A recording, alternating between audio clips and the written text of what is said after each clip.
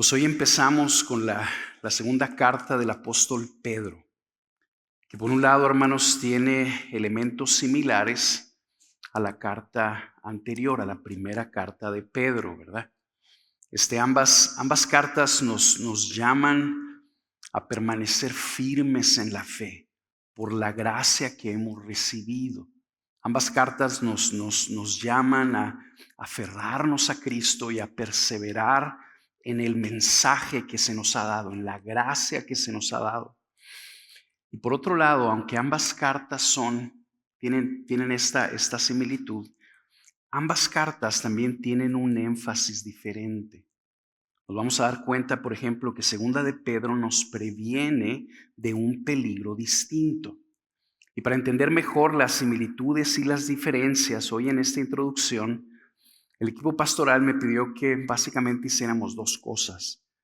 Que rápidamente viéramos la relación o la conexión entre primera y segunda de Pedro, y que en segundo lugar expusiéramos los primeros versículos, y es lo que vamos a hacer, ¿ok? Primero vamos a ver la relación entre primera y segunda de Pedro. Obviamente, primera y segunda de Pedro fueron escritas por el mismo autor. ¿Quién? El apóstol Pedro. Este apóstol, este discípulo de Jesús, impulsivo, que se metía en problemas, que negó a Jesús, pero que terminó siendo un objeto de una obra poderosa del Señor en su vida, que lo transformó en este apóstol y un líder pastoral tremendo para la iglesia. Él es el autor de ambas cartas. Se estima que la primera carta se escribió entre el 62 y el 63 después de Cristo, mientras que la segunda carta se estima que se escribió en el año 65 después de Cristo. Ambas cartas fueron escritas a la misma audiencia, al mismo grupo de iglesias que se nos menciona en la primera carta de Pedro, a las iglesias que estaban en Ponto, Galacia, Capadocia, Asia y Bitinia, que es actualmente Turquía. Actualmente el territorio de Turquía estaba repleto de iglesias, y a esas congregaciones locales el apóstol Pedro se está dirigiendo por medio de estas cartas. En la primera carta del apóstol Pedro, él exhortaba a la iglesia a permanecer firmes en la gracia que habían recibido. Nosotros escuchamos semana tras semana a través de las predicaciones que se nos animaba a perseverar haciendo el bien, siendo fieles a Jesús, haciéndole frente al sufrimiento que viniera a nuestras vidas.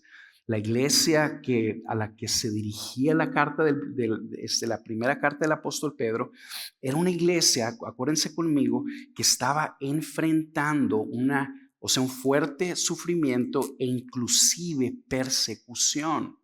Y pudiéramos decir esto, miren, el peligro y la amenaza que enfrentaba la iglesia en la primera carta era un peligro externo. ¿Cuál era este peligro? Las amenazas de la comunidad, la oposición y la persecución de la comunidad en la que vivían. Entonces la iglesia, por medio de la primera carta de Pedro, es preparada por medio del apóstol para que le hagan frente a este peligro externo. ¿Sí? Bien.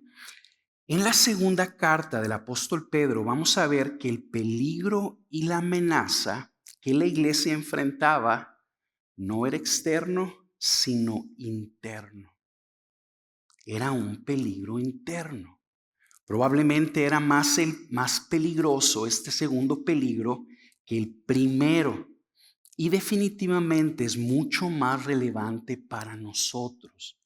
El peligro que enfrentaba la iglesia en esta segunda carta eran falsas enseñanzas, provenientes de falsos maestros que habían salido de la iglesia, de entre los hermanos. Este segundo peligro que el apóstol Pedro, enfrenta y advierte a la iglesia de él, tenía el potencial de distorsionar la fe de los creyentes y a través de esa distorsión desviarlos del camino.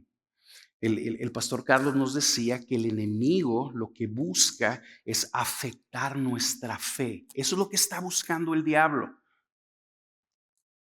dañar nuestra fe. En la primera carta buscaba dañar la fe de la iglesia por medio de la persecución de la comunidad. En esta segunda carta, el diablo también está obrando, buscando dañar la fe de la iglesia por medio de falsas enseñanzas. Entonces el mensaje de esta segunda carta es que el apóstol Pedro llama a la iglesia a permanecer en la fe que han recibido. Los llama y los anima a crecer en el verdadero conocimiento de Dios.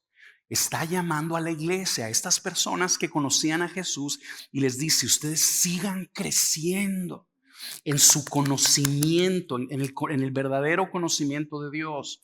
Los anima a ser diligentes en agregar virtud a su fe, que es excelencia de carácter. Los anima a prestar atención a la palabra profética que se nos ha dado. Vamos a ver eso en unas semanas. ¿Cuál es esa palabra profética? Las Sagradas Escrituras. Y los llama a identificar a los falsos maestros como lo que son: hombres falsos. Y los llama a rechazarlos, a permanecer confiando en la verdad y en las promesas que hemos recibido, a permanecer en guardia y a procurar con toda diligencia persistir siendo fieles al Señor, para que cuando Cristo regrese nos halle en paz, sin mancha e irreprensibles delante de Él. Ese es el mensaje que nosotros vamos a estar escuchando de esta segunda carta. Vamos a ver rápidamente una gráfica que las muchachas de producción prepararon, que nos ayuda, que nos va a ayudar a ver de manera panorámica, bien rápido, el mensaje de segunda de Pedro. Nos va a hablar de que somos llamados a crecer en el conocimiento verdadero de Dios, y que con ese conocimiento se nos concede todo lo que necesitamos para la vida y la piedad. Nos va a animar a ser diligentes, a añadirle a nuestra fe virtud. Pedro le dice a la iglesia que él se está despidiendo, básicamente, que pronto el Señor le dio testimonio de que va a morir. Le recuerda que Pedro es un apóstol de Jesucristo, que fue un testigo ocular de Cristo. Eso es bien importante. Y les dice que presten atención a la palabra profética que se nos ha dado, a las Sagradas Escrituras. En el segundo capítulo se nos mencionan los falsos maestros.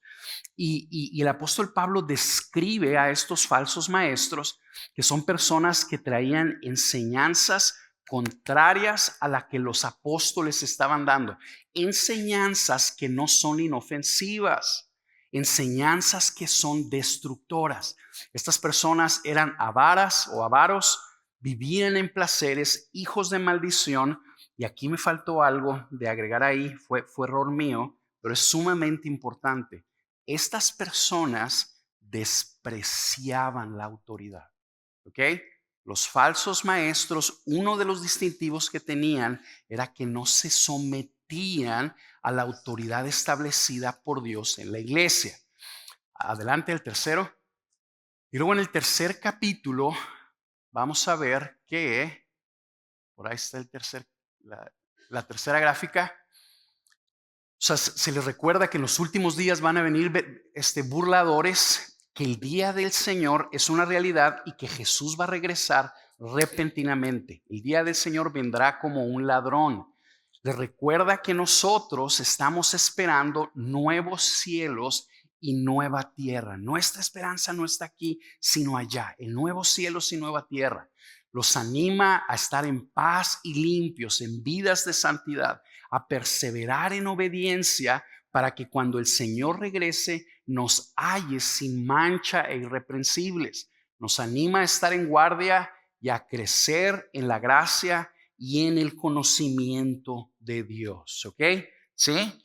Bien, probablemente nosotros pudiéramos O sea, dar así un resumencito de esta segunda carta, leyendo los primeros 2 versículos de la carta y los últimos 2. ¿Ok? Entonces se los voy a leer bien rápidamente, los primeros 2 y los últimos 2, de manera que ustedes van a ver aquí en el texto como el mensaje principal que el apóstol Pedro nos va a traer en esta segunda carta.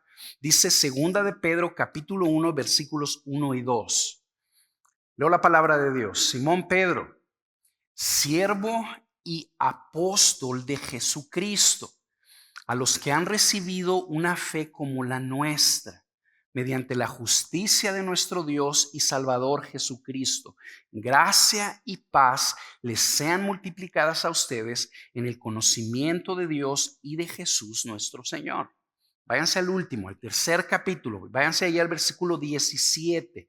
Fíjense lo que dice el apóstol Pedro. Por tanto, amados, sabiendo esto de antemano, estén en guardia. Estén en guardia. No sea que arrastrados por el error de hombres libertinos. Hombres libertinos, ustedes caigan de su firmeza. Antes bien, crezcan en la gracia y en el conocimiento de nuestro Señor y Salvador Jesucristo. A Él sea la gloria, ahora y hasta el día de la eternidad. Amén. Bien, ¿cuál era la similitud entre primera y segunda de Pedro? Un llamado de parte del Espíritu Santo a la iglesia a que retengamos la fe que hemos recibido, a perseverar en la gracia que hemos recibido, estar firmes en la gracia, se nos decía en la conclusión de la semana pasada, ¿verdad? Esas son como las similitudes. ¿Cuáles son las diferencias? La primera carta enfrentaba un peligro externo, que era la oposición, y la segunda, un peligro interno, probablemente más peligroso y definitivamente más relevante para nosotros. Un peligro interno que eran los falsos maestros, ¿sí? Bien, entonces esa fue como la relación de ambas cartas y una exposición panorámica de segunda de Pedro. Ahora lo que vamos a hacer es que vamos a estudiar el primer pasaje, ¿ok?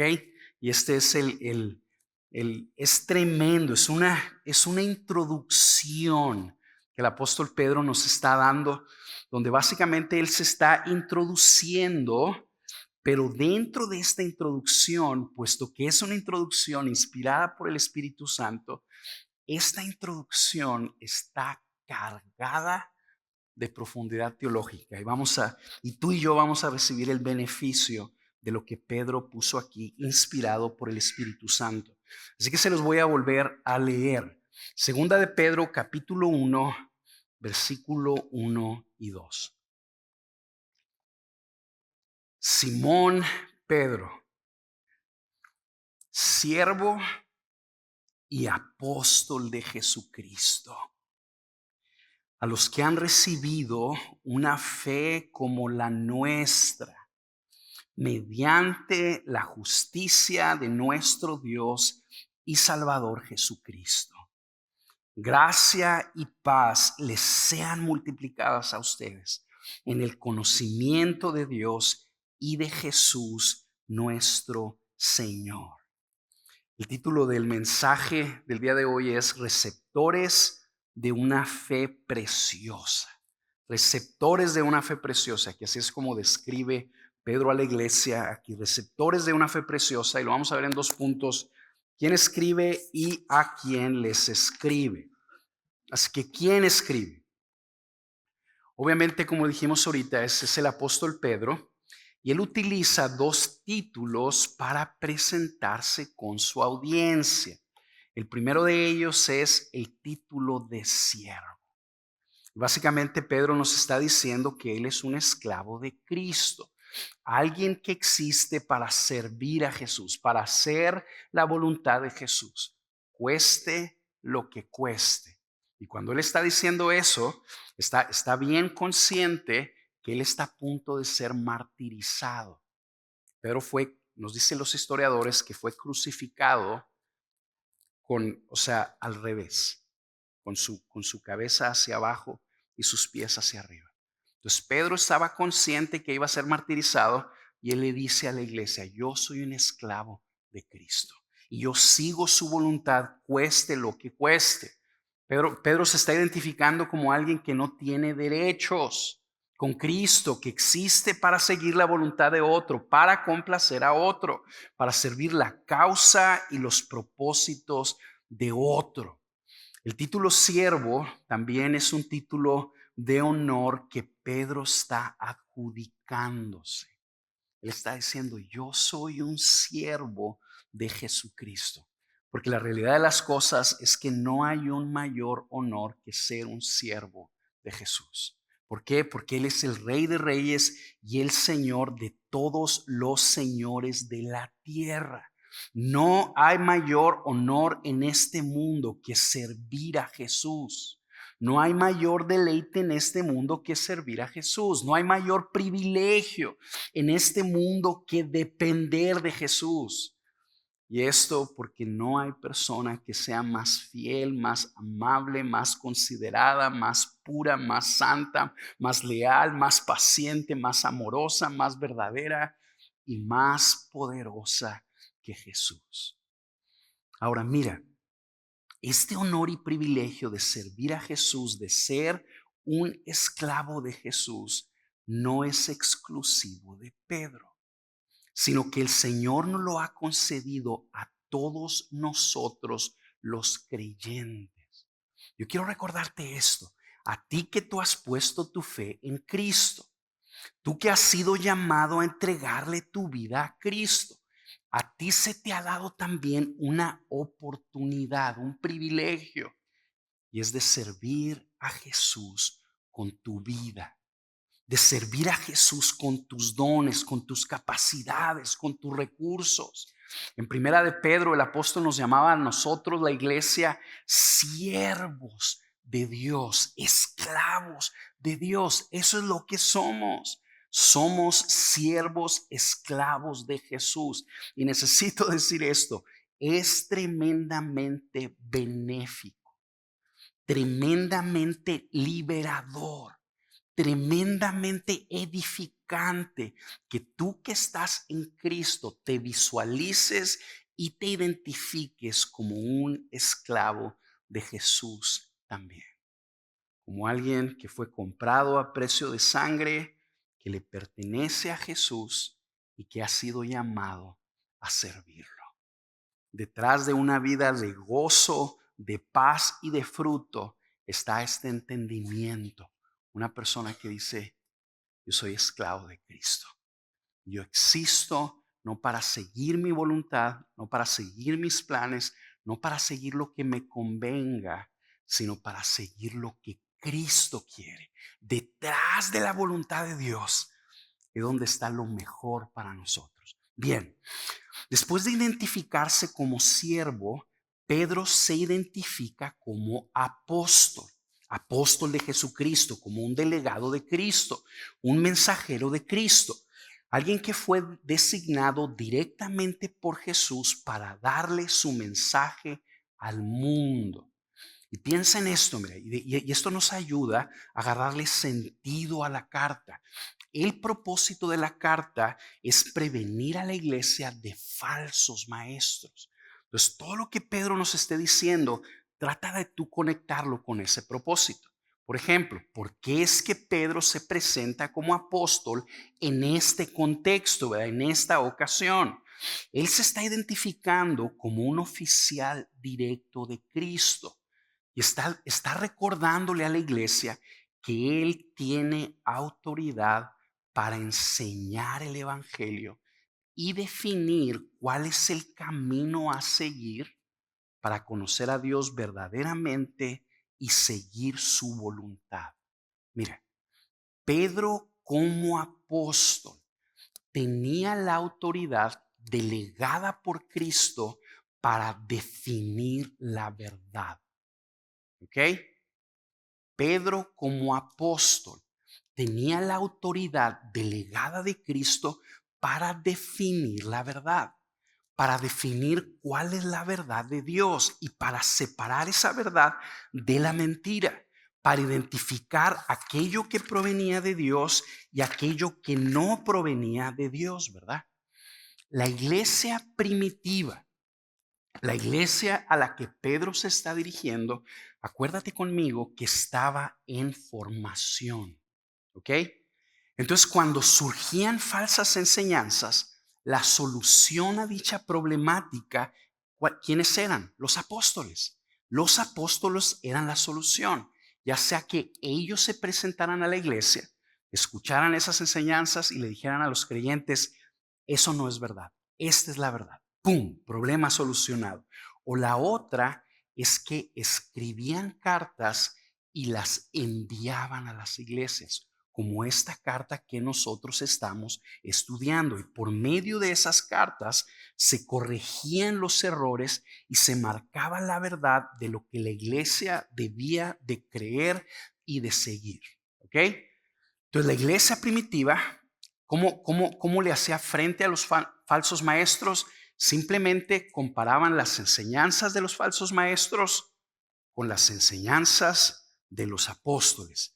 Y ellos decían, esto es la verdad y esto es mentira. ¿Ok? Simple y sencillamente. Ahora, bien rápido. Esas cartas apostólicas, con el paso del tiempo, fueron recopiladas. Las juntaron y se les añadieron los 4 evangelios. Se le añadió también el libro histórico de los Hechos y el Apocalipsis de Juan, que es una profecía del apóstol Juan. Y así se formó el Nuevo Testamento. El Nuevo Testamento se unió al Antiguo Testamento, que era el libro de los profetas que los judíos tenían en tiempos de Jesús. El libro al que Jesús identificaba como la palabra de Dios. Él, cuando discutía con sus enemigos, les decía, esa es la palabra de Dios. Entonces, al Antiguo Testamento se le une el Nuevo Testamento y surge el canon o las Sagradas Escrituras, de las cuales nosotros tenemos una copia en nuestras manos el día de hoy, que es la regla de nuestra fe y de nuestra vida. ¿Ok? Bien, mira, en nuestros días ya no existen apóstoles como el apóstol Pedro. Ya no existen apóstoles con una autoridad apostólica infalible como los autores del Nuevo Testamento. Pero ¿qué es lo que nosotros tenemos? Nosotros tenemos sus escritos. ¿Ok? Aquí tenemos los escritos de los apóstoles. De manera esencial, esta es la autoridad de la iglesia. ¿Por qué? Porque aquí está la verdad en las Sagradas Escrituras. Lo que dice este libro es verdad. ¿Por qué? Porque este libro es la palabra de Dios. El mensaje de los profetas y el mensaje de los apóstoles designado por Cristo. Entonces nosotros el día de hoy diferenciamos la verdad de la mentira al prestar atención, interpretar correctamente, entender correctamente el mensaje de este libro. Podemos decirlo así. Todo lo que se conforme al mensaje de este libro es verdad. Y todo lo que no se conforme al mensaje de este libro es mentira. Vamos a hablar a más detalle de esto en el versículo 19 de este mismo capítulo. ¿Ok? Así que vamos a avanzar. Segundo punto. Primer punto fue quién escribe: el apóstol Pedro, siervo y apóstol. Segundo punto, ¿a quién les escribe? Aquí Pedro empieza a describir a los recipientes de la carta en términos teológicamente bien profundos. Velo conmigo, mira. Simón Pedro, siervo y apóstol de Jesucristo, a los que han recibido una fe como la nuestra, mediante la justicia de nuestro Dios y Salvador Jesucristo. Gracia y paz les sean multiplicadas a ustedes en el conocimiento de Dios y de Jesús nuestro Señor. Pedro describe a la iglesia, a los creyentes, como aquellos que han recibido una fe preciosa. Y el título de la fe preciosa lo saqué de la nueva versión internacional, que así es como traduce este pasaje y lo pone de una manera muy, muy elegante, ¿verdad? Pero lo que quiero que veas es que la iglesia recibe la fe de parte de Dios. Los creyentes, o sea, la fe de los creyentes es un regalo que Dios les otorga. Todos aquellos de ustedes que tienen una fe genuina y salvífica necesitan entender esto. La razón por la que tú tienes esa fe es porque la recibiste. Eso es lo que Pedro nos está diciendo. Yo les estoy escribiendo a los que han recibido una fe como la nuestra. La fe en Jesucristo es un regalo. Es un regalo de parte de Dios. No es algo que nosotros nos ganamos. No es algo que nosotros producimos. Es algo que nosotros recibimos. Y lo recibimos por gracia. Mira, bien rápido. La palabra griega que se utiliza aquí, me voy a ir un poquito técnico, es la palabra lanchano, ¿ok? Que Pedro escogió aquí para comunicar esta verdad. En nuestras Biblias se traduce como recibir. Esta palabra tiene la connotación de otorgar algo echando suertes o recibir algo echando suertes, ¿ok? Mira. En la antigüedad, el pueblo de Israel entendía que la soberanía de Dios era tan real y tan poderosa que el gobierno de Dios estaba presente en todo. Los israelitas veían a Dios gobernando todo. Ellos veían su gobierno como algo abrasivo de todo, como algo que penetraba todo, como algo concreto en todo. De manera que el Señor controlaba aún hasta el resultado fortuito de un juego al azar. ¿Ok? Eso era lo que los antiguos creían, entendían. Ellos entendían que nada sucedía por casualidad, que todo lo que sucedía en sus vidas, Dios lo estaba permitiendo. Todo lo que sucedía de manera imprevista, sin ser planeado, ellos veían, aquí está Dios obrando. Voy a leer bien rápidamente un pasaje que nos ilustra esto. Fíjate lo que dice Proverbios 16:33. Dice, la suerte se echa en el regazo. Acuérdate que los antiguos tenían como túnicas y cuando se sentaban ellos, aquí entre su cintura y sus rodillas era su regazo. Entonces, la suerte se echaba ahí en sus túnicas, en su regazo, pero del Señor viene toda decisión. Básicamente lo que este pasaje dice es, la suerte se echa al aire, pero el resultado final viene del Señor. Para que me entiendas, un dado de esos juegos de dados que tienen bolitas, se echa al aire, pero el resultado final, el numerito que cae final, las bolitas que todo el mundo estamos buscando que sean 2 pares de 6, ¿verdad? O sea, ese resultado final viene del Señor, ¿sí? Eso es lo que los antiguos entendían. Cuando ellos querían identificar la voluntad de Dios en situaciones que no estaban, que no estaban claramente explicadas de una manera explícita en las Escrituras, ellos hacían un ejercicio que se llamaba echar suertes o echar dados. Y por medio de ese ejercicio, ellos discernían la voluntad de Dios. Mira, por ejemplo, cuando los israelitas se repartieron la tierra prometida entre las 12 tribus de Israel, ellos no podían buscar en el Pentateuco a ver qué tierra le iba a corresponder a cada quien. ¿Cómo identificaron ellos la voluntad de Dios a esa situación específica? Ellos echaron suertes. Lo que hacían, dicen los historiadores, es que ponían como unos tronquitos de madera en su regazo y le ponían los nombres de cada tribu a ese tronquito y luego echaban suertes. Entonces ellos decían, ok, ¿para quién va a ser esa tierra que tiene la cascada? Vamos a ver quién Dios decide. Y ¡pum! Y el tronquito que se caía, ese era a la persona a la que le correspondía esa bendición, y ellos entendían, este resultado viene directamente de Dios, porque Dios controla todos los detalles. ¿Ok? ¿Sí?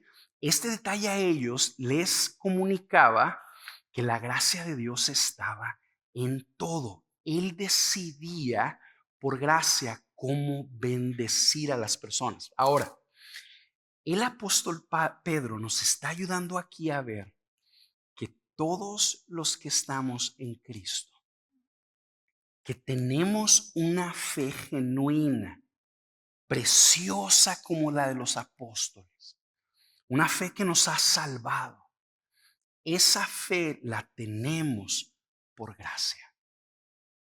Esa fe la tenemos porque Dios decidió dárnoslas. Nosotros que identificamos a Jesús como el Hijo de Dios, como el camino, la verdad y la vida. Nosotros que confiamos que la muerte de Cristo es suficiente para salvarnos de la ira de Dios. Que nosotros que entendemos que los mandamientos de Jesús son nuestra regla de vida. Nosotros que entendemos que Cristo resucitó de los muertos y que pronto vendrá a salvarnos para llevarnos a su gloria. Nosotros que tenemos esa fe, tú necesitas captar esto. Esa fe tú no te la ganaste. Esa fe tú no la produjiste. Esa fe no la tenemos porque fuimos lo suficientemente inteligentes como para identificar la verdad. Nosotros tenemos esta fe simplemente porque Dios tomó una decisión soberana, completamente desligada a nosotros, de salvarnos. Él decidió libre y soberanamente darnos a cada uno de nosotros esta fe preciosa, a través de la cual nosotros hemos conocido el amor de Dios y su dulce favor que ha hecho toda la diferencia en nuestras vidas. El Nuevo Testamento, ¿sabes cómo le llama esto? Bueno, obviamente le llama gracia. Que Dios salva por gracia. ¿A quién? No a los que lo merecen, sino a los que Él quiere. El Nuevo Testamento le llama a esta dinámica la elección de los creyentes. Que Dios decide a quién elegir para salvar. Dios decide libre y soberanamente a quién salvar. El Nuevo Testamento nos dice que esa decisión de elección el Señor la tomó porque nos amó. Fíjate esto, mira. Tú que estás en Cristo, tú estás en Él con esta fe tan preciosa como la que tú y yo tenemos, fe en la verdad. La razón por la que tú y yo estamos en Cristo es porque Dios nos vio, nos amó y nos escogió para Él. Eso es lo que nos está diciendo Pedro. Tú tienes una fe que recibiste y la recibiste por gracia. Ahora, mira, esta fe se nos dice que es de la misma estatura que los apóstoles. El apóstol Pedro lo dice así, ¿verdad? Una fe como la nuestra. Hay otras traducciones que lo plantean así. Una fe de la misma estatura que la nuestra. Es decir, nosotros tenemos los mismos privilegios que tenían los apóstoles. El mismo honor que tenían los apóstoles. El Nuevo Testamento nos enseña que todas las personas a las que se les concede una fe genuina en Cristo somos recibidos como hijos de Dios y todos contamos con su inigualable favor, inagotable amor. Mira, Estamos el viernes aquí orando todos. Bueno, algunas personas, a mí me encantó ver que pasaron al frente algunas personas que tenían necesidades. Y luego estas personas querían que alguien orara por ellos, ¿verdad? Entonces se nos animó a la iglesia a que pasáramos a orar. Y una de las cosas que a mí me encantó es que yo me quedé ahí parado, así nomás viendo a toda la fila y dije, yo quiero ver cómo la iglesia se acerca a orar por ellos, ¿verdad? Y la iglesia empezó a orar por cada uno de ellos. No necesitaban que un pastor orara. ¿Por qué? Porque todos los creyentes tienen una fe de la misma estatura. Es decir, todos tenemos el mismo acceso a Dios. Y a veces nosotros como que no captamos eso, ¿verdad? Vamos a ponerlo así.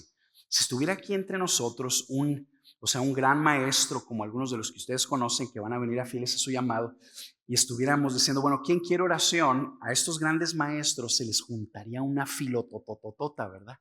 Porque todos quieren que Él ore por ellos, porque dicen es que ellos tienen una fe y una entrada con Dios bien tremenda.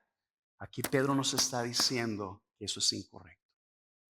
Todos tenemos una fe preciosa de la misma estatura. Es decir, todos tenemos el mismo acceso a Dios y Dios nos escucha a todos y Dios nos responde a todos por gracia. ¿Ok? Por gracia. Bien. Después de eso, el apóstol Pedro nos dice que el Señor nos ha dado una fe preciosa y luego nos explica la razón cardinal por la que se nos ha dado por pura gracia esta fe preciosa. Y nos dice que esa razón es la justicia de nuestro Dios y Salvador Jesucristo. Velo ahí conmigo. A los que han recibido una fe como la nuestra, que nosotros entendemos por la palabra que utiliza, que la hemos recibido por gracia, ¿verdad? A los que han recibido una fe como la nuestra, mediante la justicia de nuestro Dios y Salvador Jesucristo.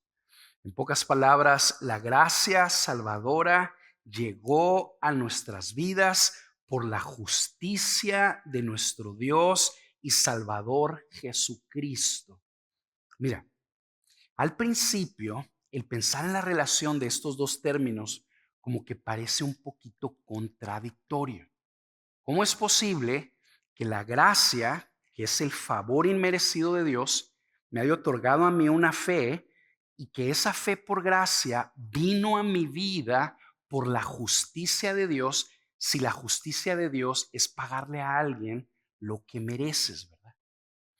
Pero el que nosotros parece como una contradicción de términos, la gracia o la misericordia de Dios como que es opuesta a su justicia. Pero el que nosotros entendamos la relación en que hay entre estos términos nos va a permitir ver de una manera muy particular la belleza del Evangelio. Piensa en esto conmigo, mira.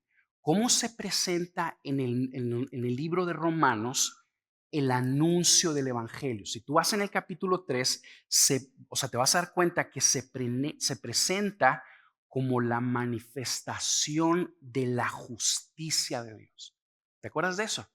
Léelo después ahí en tu Biblia, Romanos capítulo 3. Te vas a dar cuenta que Pablo está anunciando el Evangelio y cuando anuncia el Evangelio lo presenta como la manifestación de la justicia de Dios. La primera vez que yo leí esto me hizo a mí como mucho ruido, porque yo pensaba, ¿cómo es que la manifestación de la justicia de Dios salve pecadores? Como, como que está extraño. De hecho, debería ser como todo lo contrario. La justicia de Dios le da el merecido a los pecadores. Les da el pago justo a los pecadores o el castigo justo que nosotros merecemos y por ende nos condena. Como que sería la interpretación correcta, ¿no? Pero yo fui entendiendo poco a poco que en la Biblia se enseña el término justicia con una connotación de salvación, es decir, la justicia salvadora de Dios, donde Dios provee en su justicia una forma de salvar justa y misericordiosamente a los que se han rebelado contra Él. Esta justicia salvadora se manifestó en Jesucristo. Así es como el Nuevo Testamento lo presenta. Cuando se habla de que se manifestó la justicia de Dios, se está hablando de que se manifestó Jesucristo. Mira, considera esto conmigo. Nosotros los pecadores nos hemos rebelado contra Dios, y ¿qué es lo que merecemos por nuestra rebeldía? La muerte. Eso es lo que merecemos. Si Dios nos perdona y nos salva sin exigir un pago de por medio, Dios sería misericordioso, pero sería injusto. Mira, fíjate cómo me vas a entender esto bien rápidamente. Ahorita está así de moda el caso de este político Rufo, ¿verdad? Que lo metieron a la cárcel porque parece que andaba en fraudes con el huachicoleo. Ok, imagínate que un día nuestra presidenta anuncia que perdona a Rufo, ¿ok? Cuando se demostró que Rufo era culpable. ¿Qué diría la nación? ¿Qué diría la nación de la presidenta? Nuestra presidenta estaría siendo injusta, ¿verdad? Estaría siendo injusta porque está perdonando a alguien que cometió un crimen. Y sin embargo, nosotros queremos que Dios actúe así con nosotros. Nosotros queremos que Dios nos perdone simple y sencillamente por ser buena onda. Y la Biblia enseña que eso no es posible. ¿Ok? Dios no puede perdonar sin exigir un castigo de por medio. Ahora vamos a ver el otro lado. Bueno, si Dios manifiesta su justicia y castiga a los pecadores sin salvarnos y nos paga con la muerte, nos destruye, Él sería justo, pero no sería misericordioso. ¿Te das cuenta? Entonces, la Biblia, ante esta contradicción, habla de una justicia salvadora, donde la justicia de Dios se reconcilia con su misericordia. Y esta justicia salvadora es Jesucristo. En Jesucristo la justicia y la misericordia se unen, porque es en Él que Dios salva pecadores. Esta justicia salvífica de Dios consiste en que Jesús vive una vida de perfecta obediencia ante Dios. Ahora, ¿qué merece Jesús por su obediencia? Lo que merece es la bendición de Dios, el favor de Dios, ¿verdad? Bueno, pues este Jesús con su vida perfecta intercambia papeles con nosotros, los pecadores.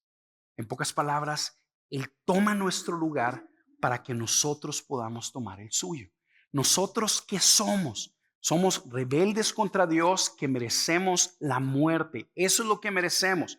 Entonces Jesús, que vivió una vida perfecta, toma nuestro lugar y recibe la muerte que a nosotros nos corresponde, para que nosotros podamos tomar el lugar de Jesús y recibamos la bendición que a Él le corresponde. Esta es la justicia salvadora de Dios. Que Dios Padre castiga al justo, que el justo paga el castigo del impío para que el impío sea perdonado y bendecido. Y de esa manera, Dios es justo porque cumplió la ley, castigó el pecado, y es misericordioso porque perdonó y salvó al pecador. ¿Sí? ¿Lo viste? Esta es la justicia salvadora de Dios y es la razón por la cual la gracia llegó a nuestras vidas. ¿Por qué es que la gracia de Dios llegó a tu vida? Porque Cristo tomó tu lugar en la cruz. Por eso es que llegó la gracia de Dios a tu vida. Por esa muerte nosotros tenemos perdón.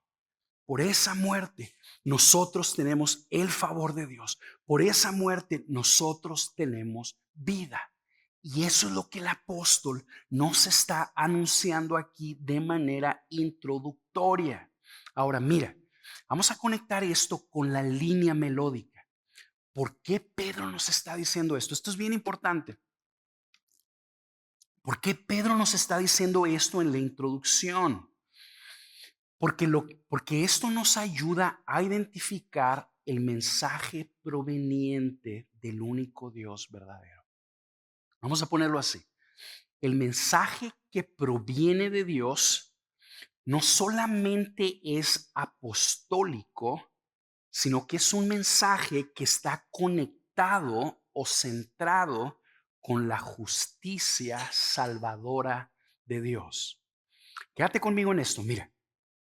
El mensaje cristiano, ¿qué es lo que nosotros somos? Somos cristianos, somos seguidores de Jesús. Ok, el mensaje cristiano, el mensaje del Hijo de Dios, no solamente es un mensaje que viene en la Biblia, sino es un mensaje que viene en la Biblia y que apunta y resalta esta justicia salvadora de Dios que el Padre realizó en Cristo. ¿Sí? Otra vez. El mensaje cristiano, el mensaje que proviene del Hijo de Dios, no solamente es un mensaje que viene en la Biblia, sino que es un mensaje que está conectado o que resalta la justicia salvadora que el Padre realizó en Cristo. Mira, los reformadores le llamaron a esto el centro interpretativo de toda la Biblia. Es decir, la forma correcta de interpretar la Biblia es analizar el mensaje y luego ver cómo se conecta a Jesús y a su obra. ¿Sí? Fíjate por qué esto es tremendamente relevante para nosotros. Esto es tremendamente relevante para nosotros. El día de hoy, gracias a la reforma, la Escritura tomó de nuevo el centro de la iglesia. Aquí está en esencia la autoridad de la iglesia, ¿verdad? Lo que limita la fe y la conducta de los creyentes, ¿sí? Bueno, el diablo ha usado también eso, ¿verdad? ¿Por qué? Porque de repente se levantan falsos maestros que supuestamente apoyan sus enseñanzas en un versículo de la Biblia. Entonces de repente tú escuchas, ya sea en internet o con amigos o a lo mejor lees un libro en donde una persona te enseña algo que viene en la Biblia. Y como tú eres un fiel discípulo de Jesús, pues tú dices, ok, en la Biblia está la verdad. Entonces, si lo que esa persona me está diciendo aquí, lo que me está diciendo viene en la Biblia, pues entonces es verdad, ¿verdad? Y lo crees cuando muchas de esas enseñanzas son falsas, porque tuercen la Biblia. De esa manera, muchos falsos maestros engañan a personas abogando que están trayendo un mensaje divino. El que tú entiendas la centralidad de la justicia salvadora de Dios te va a ayudar a interpretar correctamente todo mensaje de la Biblia y te va a ayudar a juzgar todo lo que tú escuches de cualquier persona que quiera enseñar la Biblia. Vamos a ponerlo así, mira. La Biblia tú y yo la interpretamos no solo entendiendo que este mensaje es la palabra de Dios, sino con un lente. ¿Cuál es ese lente? La justicia salvadora de Dios. Ahí te va otra vez. Mira, nosotros hemos recibido una fe preciosa, ¿verdad? Esta fe preciosa llegó a nosotros por la muerte de Cristo. ¿Y qué es lo que somos? Somos seguidores de Jesús. Para entender correctamente el mensaje de Jesús, necesitamos interpretar la Biblia a la luz de Jesús. ¿Ok? Simple y sencillamente. Simple y sencillamente. Necesitamos interpretar la Biblia a la luz de la persona y la obra de Jesús. Si tú interpretas las Escrituras a través de eso, estás escuchando el mensaje de Cristo. Mira, a mí me gusta a veces como ponerme a pensar en estas cosas. Yo simple y sencillamente soy un seguidor de Jesús. Eso es todo lo que soy. Una persona que ha creído en el Hijo de Dios. Yo simple y sencillamente me interesa seguir a Jesús porque estoy consciente que cuando yo muera me voy a encontrar con una persona. ¿Quién es esa persona? Jesús. ¿Ok? Él es el que me va a juzgar y a Él es a quien yo estoy siguiendo. Para entender el mensaje de Dios para nosotros, no solo tenemos que identificar que se encuentra en la Biblia, sino que tenemos que interpretar la Biblia a la luz de la persona y la obra de Jesús, ¿verdad? Esa es su justicia salvadora. Entonces Pedro nos está llamando y nos va a llamar por medio de esta carta. Aférrense a esta fe. Aférrense a Jesús, a Cristo, a lo que han recibido. Aférrense a su justicia salvadora. Aférrense al hecho de que el sacrificio de Cristo fue suficiente para que todos sus pecados fueran perdonados. Aférrense al hecho de que su muerte fue suficiente para hacerte un hijo de Dios para siempre. Ese entendimiento, esa fe te va a llevar de la mano a la verdad. Y al tú seguir la verdad, vas a crecer en el conocimiento de Dios. Y conforme crezcas en el conocimiento de Dios, vas a encontrar más gracia y vas a encontrar más paz. Eso es lo que dice el otro versículo, ¿verdad? Fíjate, gracia y paz les sean multiplicadas a ustedes. ¿Dónde? En el conocimiento de Dios y de Jesús, nuestro Señor. Simple y sencillamente. Tú creces en el conocimiento de Dios, que por cierto, aquellos de ustedes que conocen los evangelios, Jesús describió la vida eterna como conocer a Dios, ¿verdad? Él dijo, ¿cuál es la vida eterna? Conocer al único Dios verdadero y a Jesucristo a quien Él envió. Entonces tú creces en el conocimiento verdadero de Dios por medio de encontrarte con Jesús en las Escrituras. Y lo único que va a pasar es que vas a experimentar más gracia y más paz. ¿Sí? Eso es lo que Pedro nos está diciendo en la introducción. Te lo voy a leer una vez más y con eso vamos a cerrar. Fíjate. Simón Pedro, siervo y apóstol de Jesucristo, a los que han recibido una fe como la nuestra, mediante la justicia de nuestro Dios y Salvador Jesucristo.